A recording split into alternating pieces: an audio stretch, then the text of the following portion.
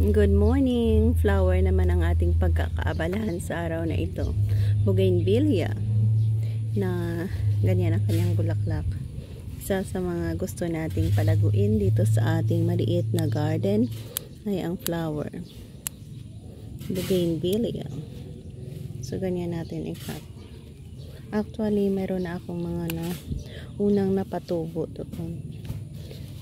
Pakita ko sa inyo kung ano ang ating 1 week na ata ayun eh. So ang best branches na madaling mapatubo is young branch ng ating Bougainvillea. Ganyan lang meron ako dito in the same sizes.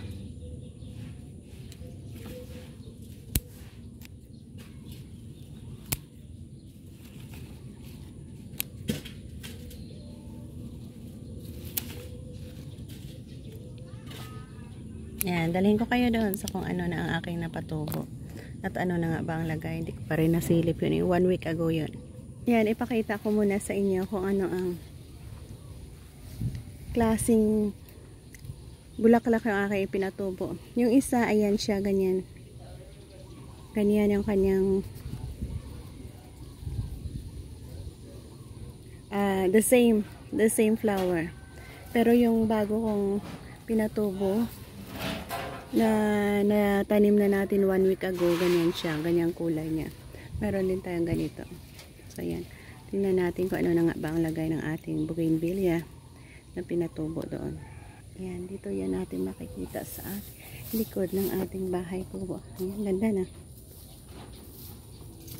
Sa likod ng bahay kubo, meron tayong punla dito. Ay, meron na! Oh God! Yan na oh. Mayroon na pala 1 week ago. So, mayroon na tayong nakikitang well done. So ang ganda ng kanilang ipinapakita dito. So 1, 2, 3, 4, 5, 6, 7, 8. Meron tayong 8 na pot. Ito ay iba din ito eh. So maganda yan. Yan ay meron na tayong itinanim dito na malapit ng mamulaklak. So ang area ng ating bahay kubo na ito ay magiging flowering garden. Tapos sa likod mga gulay yan. Yan ang ating ini-aim at gustong nilook out. So ayan. So thank you guys.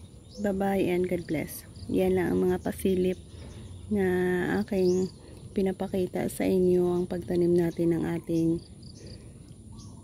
Bougainvillea.